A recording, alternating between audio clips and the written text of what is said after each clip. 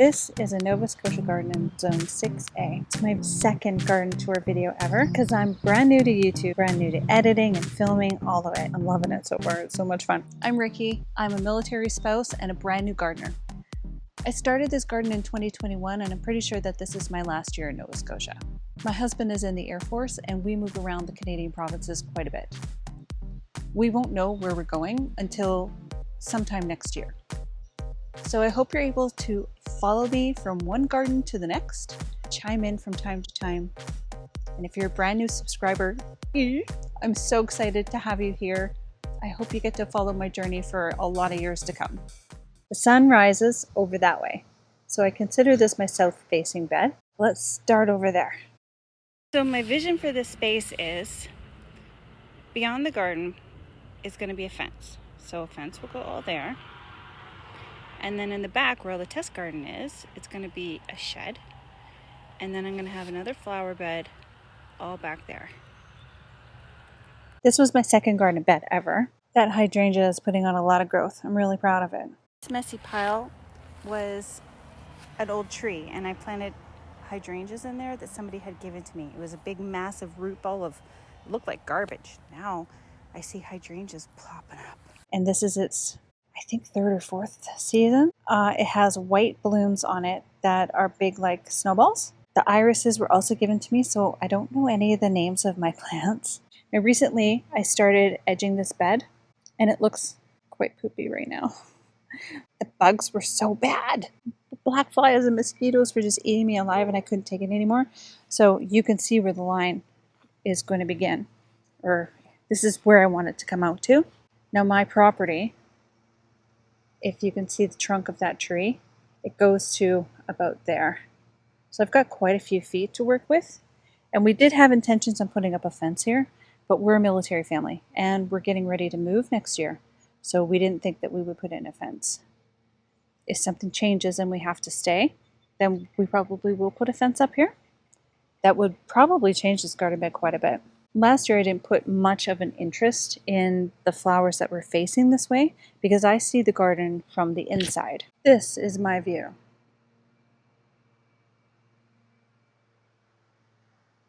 And this is what I see from my bed. So this year I decided to put in some vinca. They did well for me in my front flower bed last year. I planted them, walked away, and they bloomed their little heads off all year long, or all summer long. And these are just regular petunias, nothing fancy about those. I don't know how well they're going to do, but I wanted to try them and see, what was going to happen with just regular old petunias. And then behind that, some Dusty Miller. I've got some foxgloves in here. They're just putting on their bloom stalks now. And a couple of macrophylla hydrangeas. So I think they should be in the sun. The shade. And I'm not sure how well they're going to do here. I might have to move them. I carried the vinca on over here and oh, look at that. What is that? Is that a rose? It looks like a rose, doesn't it? This is a peony. Oh, look at that peony. He's reaching for the sky. I also tried some cosmos this year. I've never grown a cosmo before. And I'm not sure if I planted them too far apart. I kind of wanted them to touch. But I might go buy more. I'm not sure. These are seedlings that I popped in the ground that I totally forget what they are. I think they're cone flowers. And they're obviously getting eaten by something, so I don't really have a lot of hope for any of the seeds that I put in the ground this year, especially for perennial seeds. And unfortunately, probably won't be here next year, so I won't get to see their life. This is a Japanese willow. Last garden tour that I had, it didn't have any color on it at all. We intended, if we were going to stay here, to turn it into like a ball kind of bush. If we get to move to somewhere like Ottawa, I might dig up a bunch of my plants and take them with us. So I've got geranium and mint in here. And that mint took 5 years. It went in the ground in 2020 and it took 5 years to get as big as it is.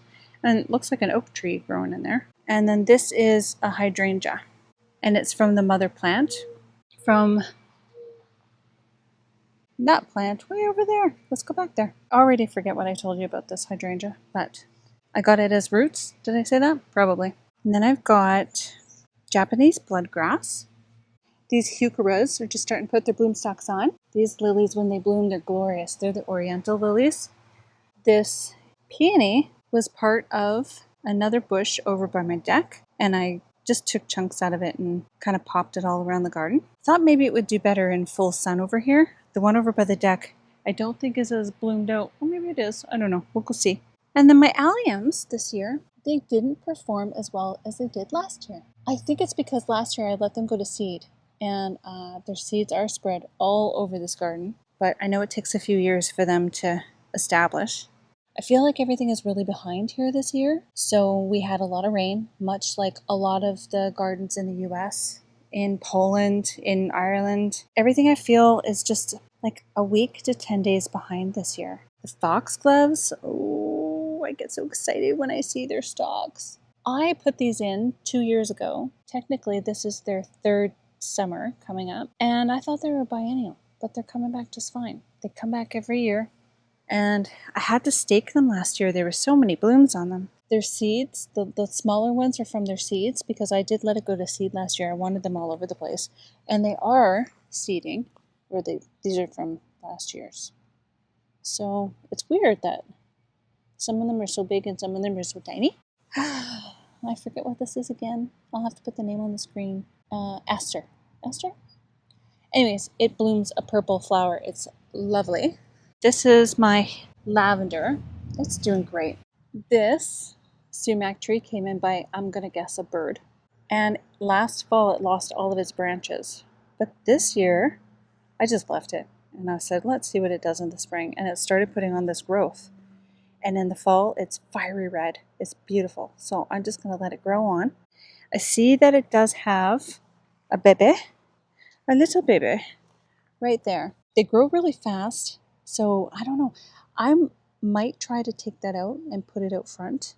I guess I skipped over my blueberries. Those are just starting to put on some blueberries now. Got some macrophylla hydrangeas in here. One there and one there. And I'm not sure if I've got them in too sunny of a spot, but they did fine there last year. So we'll see. They might need more shade. These are just some daylilies that have orange blooms. And then these are my gladioli. I've got a whole drift of them throughout this entire garden bed, and I probably won't see any blooms on them until late July. This rose, oh my goodness, this rose is, I believe, a China rose. It was here when we moved in 2020, and it blooms the most glorious pink roses. If anybody knows what this is, you see that? Grossness? Qu'est-ce que c'est? I have no idea what that is. What is it? It's on a lot of the plants, actually. It's like when you go for walks around here, it's on all the plants, not just in my garden. This shed, my husband and I built together. I think we did it last year. Did we do it last year? Isn't that funny how time goes by so quickly? You don't even remember the years anymore. And we had a lot of fun building it. These are just daylilies. They were all over the garden before we put the shed up. And then every year when they multiply, I just decided that I would have drifts of them throughout the property, you know? So this bed, you can see, still in the shade. It's 11:45 in the morning. This bed actually doesn't get any sun till late in the afternoon. We just had crazy rain and windstorms. Let's go see what's going on in my garden, because the wind is blowing like crazy, man, today. And yesterday I did this too, and I think it broke some stuff. So I want to go see if it's broken anything else.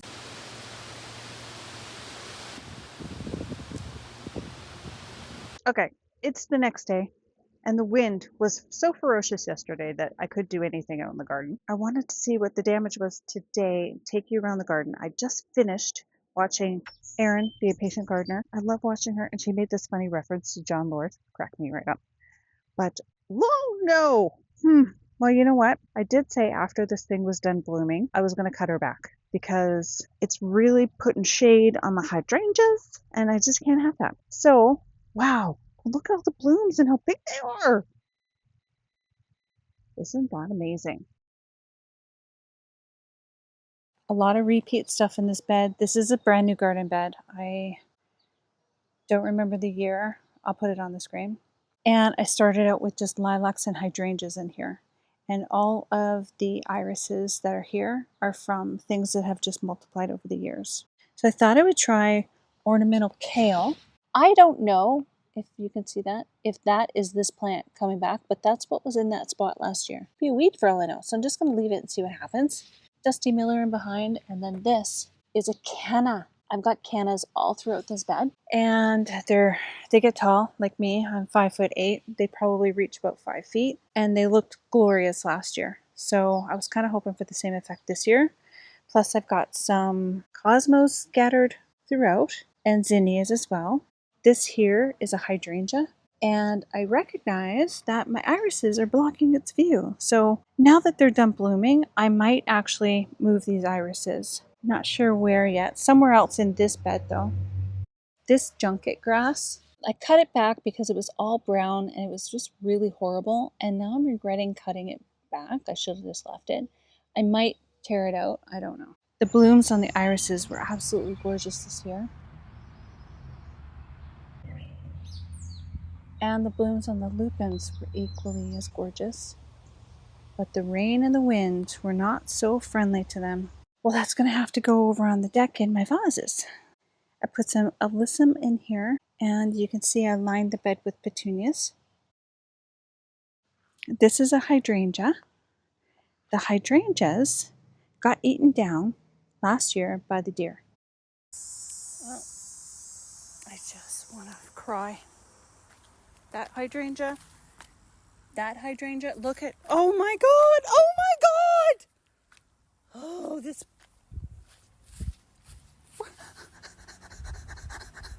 But I have totally got my deer situation under control.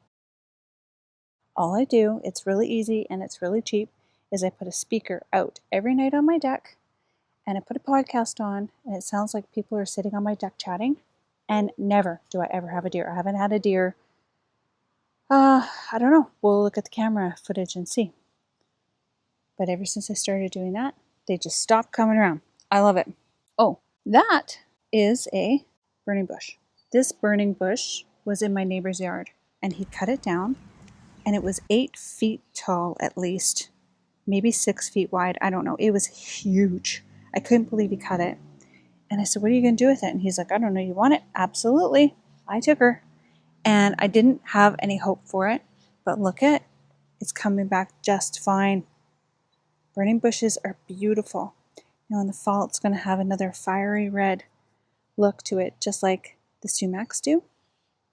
So you can see this bed is pretty empty. I've got, and then, I want to say Invincible Spirit 2 hydrangea.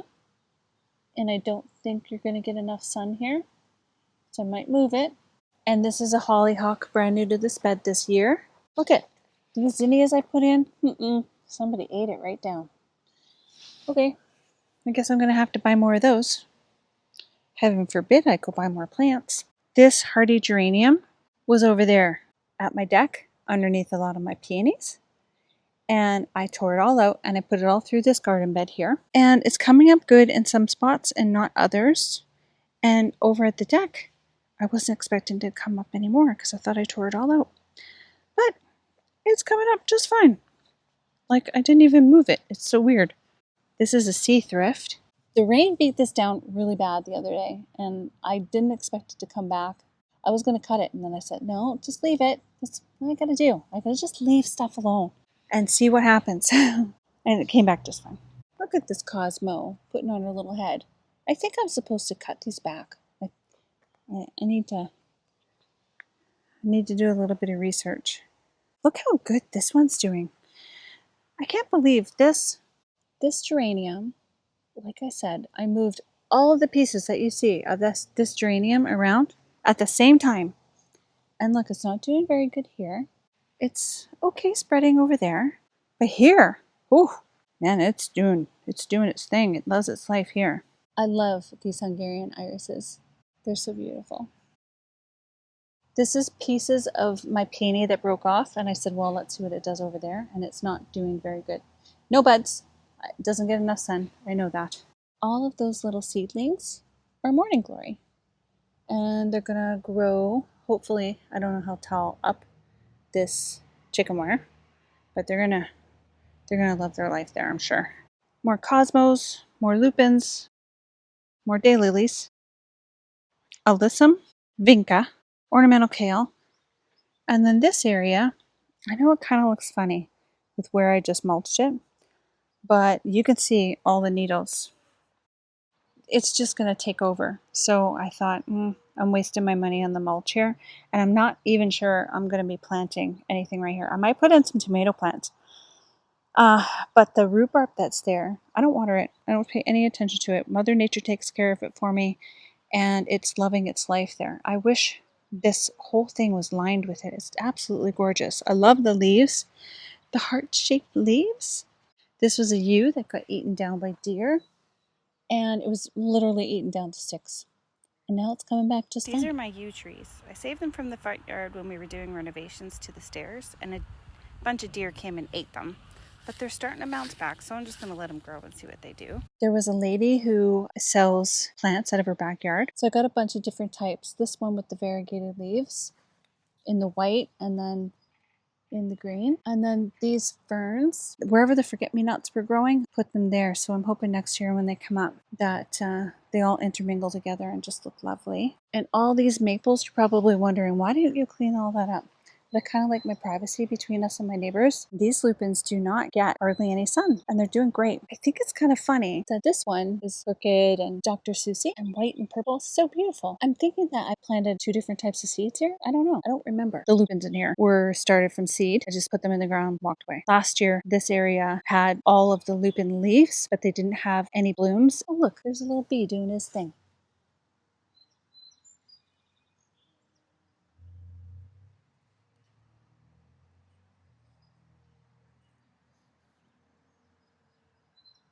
I think because these guys are protected from the wind and the rain in here, that their upright habit is far better than when I had the ones that were out in the open. But I love these. I think they're gorgeous. All throughout the Maritimes, you'll be able to see lupins in fields and the sides of the roads, and they just grow everywhere.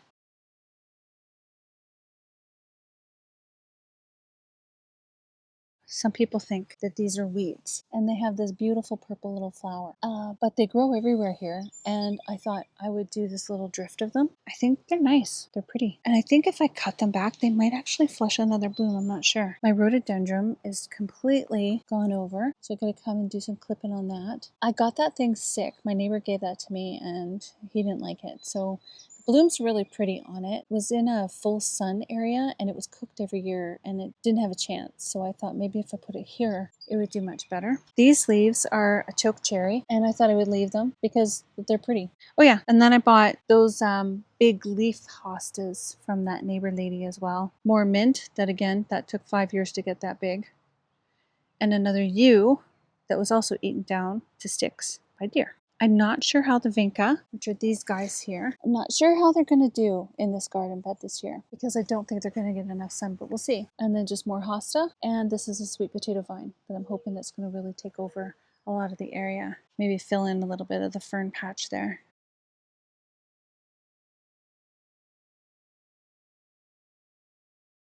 We just bought this hose from Canadian Tire recently, and it's the best. I love it. I think it's so great. It stretches all the way over to my shed and in behind. I think it's 100 feet. I had a hose out all day last year, all summer long. I just couldn't seem to put that thing away. It was such work. But with this thing, it's got that pull.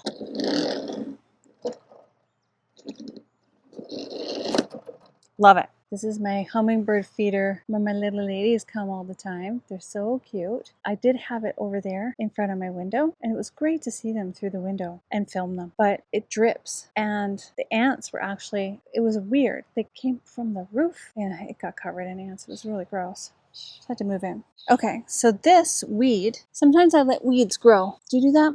I let weeds grow to see what they're going to turn into because I never know what a bird is going to bring in here. And this is called cinquefoil. Well, that's what my plant app says anyway. And it's got the cutest dainty little flowers on it. So I thought, well, I'm going to let it grow all summer and see what happens. And then my peonies. Yeah, see, look at that. That peony hardly has a bloom head on it like the other ones in the other garden that we saw. So I knew these weren't getting the right sun requirements. These These ones look okay, but I think I might move them. I don't know. What am I? You know what? I talk like I'm going to be here next year, but I'm probably not going to be here next year. Creeping Jenny, that grew in from this basket last year. I had Creeping Jenny, geraniums, some other plant, and pieces of it fell, I guess, and it's just growing here. So, okay, I'll let it. These are Super Tunia bubble gums. I've never grown them before. I'm really eager to see how they perform. These are dahlias, and this is a calibrachoa. Here are all my blooms that broke off. Lupines and irises. And then there was another sumac that was growing that I cut it and then I regretted it. As soon as I cut it, I was like, I should have moved it. But anyways, I cut it and it's done. I've got some ferns. I do plan on doing some seed trays of zinnias and some other plants that maybe if they happen to fail on me, I don't know. I just want to grow some stuff outside in the trays and see how they do. Coleus and oxalis. I do like to grow this coleus every single year. It does get quite big. And this oxalis isn't liking its life today because it's expecting rain. So I think that's why it's closed up like that.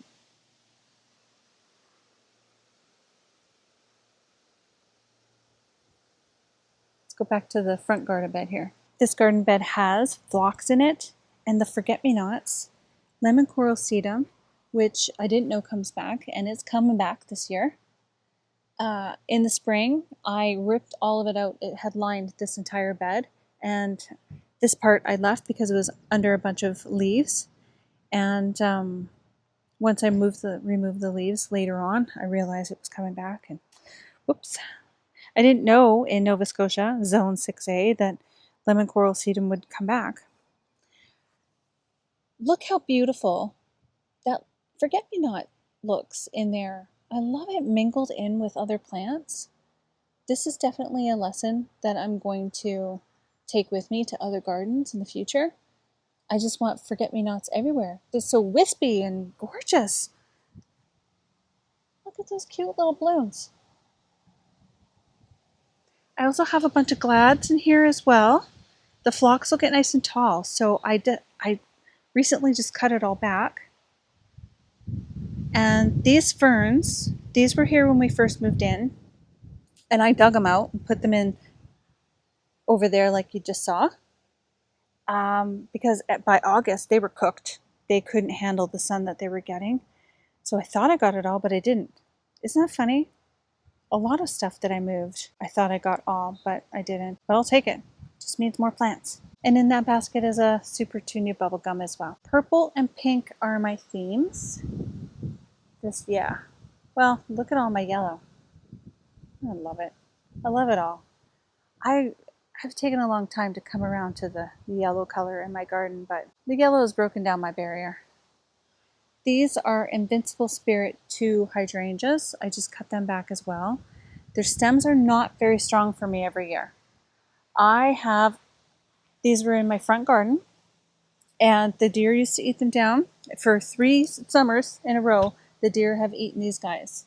So they don't have really sturdy stems. So this year, oh, I hope they do better because they were $40 a piece. And then this fire pit, we have a lot of fire bans. We have to pay attention to when we're allowed to burn. By the time, we can burn in this evening time, we're pooped out and we've got to go to sleep. Because I'm 50 and I'm tired a lot more often than I like to admit. Head out front, but before, we'll just look at this bed really quick.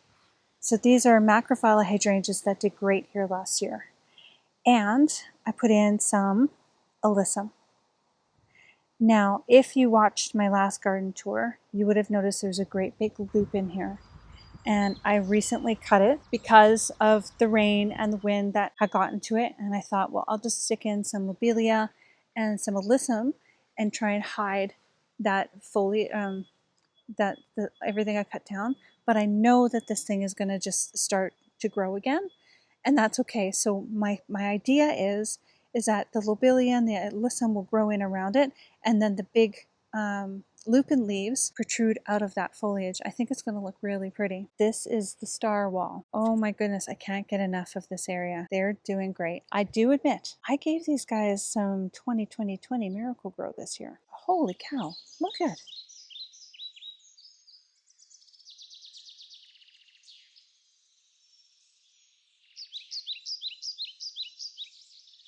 Oh, that looks neat.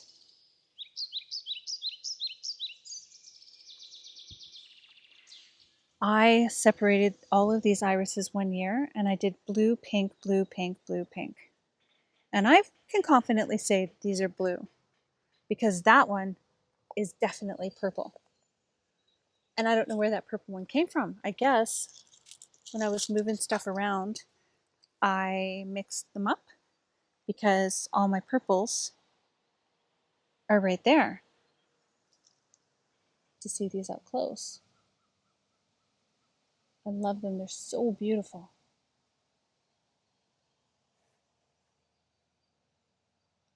Last year I had lemon coral sedum in here and I put in just like this. I'm going to cut it. I'm going to take some leaves off and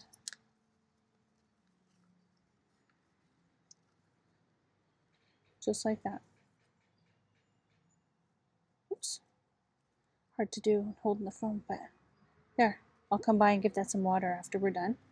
And this took over this entire spout last year. It looked good. Look, that looks so cute. It's like doo-dee-doo-dee-doo-dee-doo. Boom. And I lined this entire bed with portulaca. It did really well last summer, and I used a pink last year in just a couple of areas. I never grew it before, so I wanted to see what it would do. And it bloomed so much. I was so impressed with it, so I was like, oh, I have to do that again this year. I'll take you over to the front garden bed and show you what's going on over there. So this is the garden bed where I had my hydrangeas, and the deer came and ate them. I wish I had saved that video footage. I could have popped it into this video, but trust me, they ate them. Now, in here, a lot of my tulips still haven't gone over. I think that's kind of strange. And I've got some proven winter petunias in here, that purple one, and some sweet potato vine, along with a lot of gladioli. And then more alliums are in here. So this, if a super petunia does what it's supposed to, should take up quite a bit of the garden bed, along with the sweet potato vine. I'm really eager to see how it changes throughout the season. So I'm thinking, let's give me until the end of June. We should have a good show. Up here is my Holy Grail hibiscus. And it takes all summer to grow. And it's the last thing to emerge in the spring. And you think it's dead and it's not coming back, but it comes back and it's glorious. She's a beautiful girl. And then these are, oh, I'm gonna have to put it on the screen. I don't remember. I've never grown them before. Aren't they pretty? Verbena? I don't know. I'm sorry. These cannas are starting to put on some growth, which is great. I'm very excited to see them. And this is a lobelia and below it. I don't know what lobelia does. Is that gonna hang down the pot? I don't know. It's exciting. And my super tunia bubblegum. I know that those are gonna get big and overtake the pot. I give them fertilizer every week on Sundays.